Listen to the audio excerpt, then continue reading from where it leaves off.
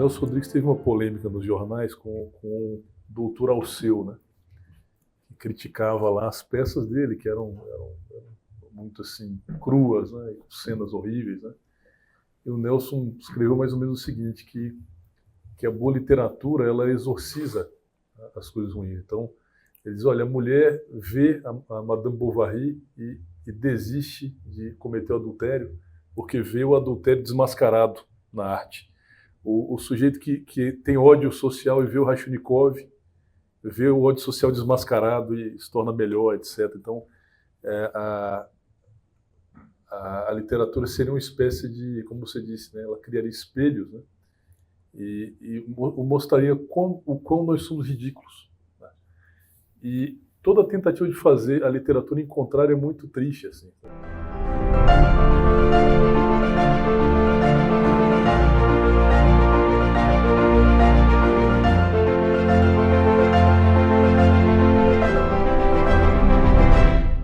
Bom, eu decidi escrever literatura porque todo mundo dizia que eu falava engraçado.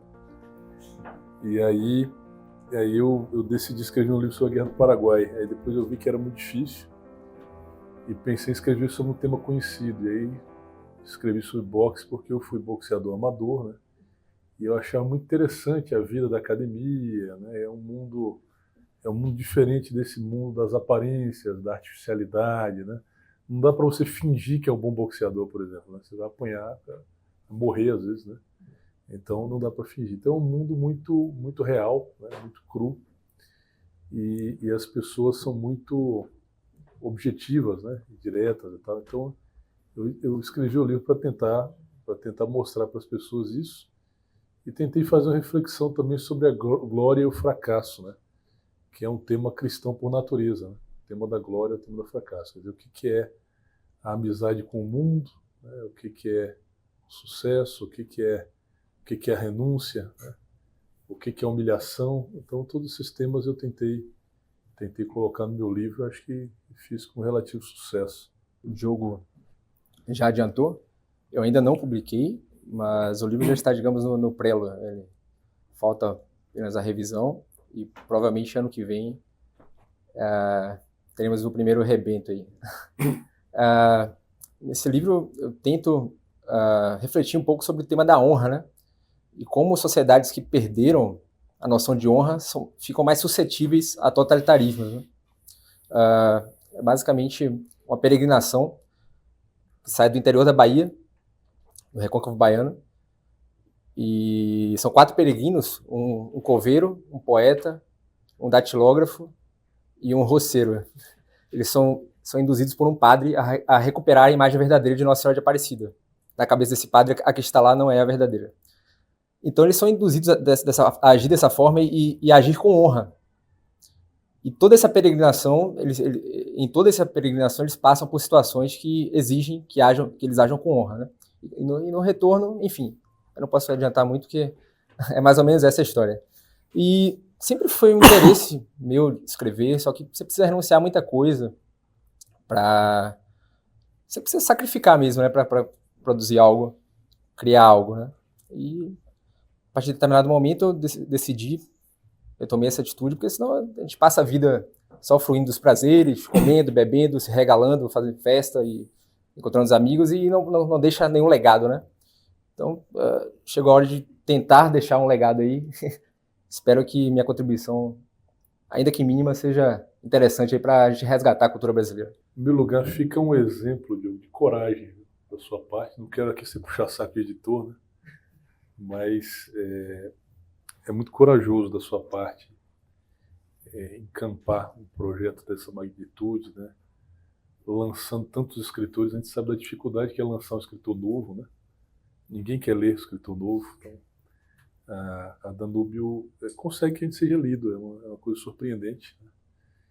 E não deve ser fácil. Mas mudando um pouquinho de assunto, Diogo, eu até queria, Josias, dizer que você estava dizendo aqui que fotografia de flor é complicado, poema de amor, né?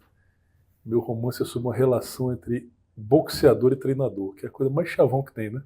É mina de ouro, rock. Eu falei, meu Deus do céu. Na literatura menos, mas no cinema, meu Deus do céu, né? Eu estava aqui, meu Deus do céu, eu tenho um chavão, não é possível. Não é chavão, não. Não, né? Bom. Mas isso é interessante, né? Por mais que existam chavões e etc., por mais que existam pessoas simplórias, creio que não existe alma tão simplória que não seja digna de ser retratada por meio da arte. Um simples vendedor de paçoca ali, cara que não estudou, que nunca pegou um livro, que até é um analfabeto, existe uma alma ali digna de ser retratada e com ela podemos aprender, né? E só a arte pode fazer isso, especialmente a literatura. Até muito mais que o cinema. Muito mais que o cinema. Na época eu estudei também direção de cinema, não cheguei a terminar, mas um dos professores era o Rui Guerra, lá no Rio de Janeiro. Ele falava que Deus é um cineasta. Eu acho que Deus é o escritor, mais do que cineasta é escritor, né? Deus é um escritor. E emular, ainda que de forma infinitesimal, assim, a obra divina, que é a criação literária, é uma tentativa de emular Deus. Criar novos mundos. Os mundos que estão em potência, nós transformamos em ato, né? Isso é belíssimo, né? Então, nesse sentido, acho que não, existe chavão, mas mesmo o mais miserável chavão tem valor e pode ser repetido de uma outra forma, com outra nuance, com outra tintura, com outra perspectiva. Existe crítica literária, mas infelizmente o pessoal quer criticar o que já foi criticado. Você tem que criticar novos autores, fazer esse papel de filtro, né? Isso aqui é bom, isso aqui é ruim. Isso não existe, hoje em dia não existe. Infelizmente, precisamos, até mais que escritores, de críticos. Quem tem esse pendor, quem tem essa vocação, essa inclinação, acho que deve se dedicar a ser crítico literário. Há muito espaço. E, enfim, é exatamente isso. Não adianta ficar escrevendo, por mais que da Danúbio surja um grande autor, e se você não tem esse filtro, tudo vira Anitta. Tudo é Anitta, né? Quando a gente não consegue... Carlos Gomes vira Anitta, né? É isso aí. Basicamente, toda crítica no Brasil é chapa branca, né? Ou chapa preta. Ou o cara já fala para puxar saco, ou o cara já fala para depreciar, né? Não há um interesse genuíno do crítico pelas obras, na verdade, né? A gente percebe isso claramente. Isso se deve porque a gente não tem público. Como eu dizia mais cedo, para você ter mais romancista no Brasil que leitor, né? Porque no Prêmio Sesc tem 900 inscritos no romance, e um livro de romance no Brasil não vende 900 cópias, só se for muito bem divulgado, muito bem trabalhado e de um escritor já consagrado. Então, na realidade, não tem, né, crítico, público, etc. Essas coisas, tudo isso tem que ser restaurado, né? Mas nós estamos restaurando a casa, né, começando pelo telhado, né? A gente está lançando os escritores, e eu acredito que, ao contrário do que acontece na construção civil, isso vai funcionar com o tempo, né? Isso vai dar certo. Eu queria só, dizer que estou muito honrado em estar aqui, né, com grandes artistas aí, entre eles o Josias, mas eu queria parabenizar o Thiago. Você estava fazendo uma fala aqui, e tudo que eu queria dizer sobre literatura, se eu soubesse, né? E realmente, quando você começou a falar, eu sou do grupo da humanidade que não leu o Defoe, né? Mas eu fiquei muito impressionado, porque para mim o bom romance é a confissão.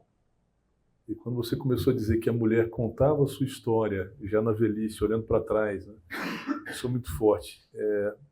O Nelson Rodrigues teve uma polêmica nos jornais com o doutor Alceu, né? Que criticava lá as peças dele, que eram muito assim, cruas, né? Com cenas horríveis, né?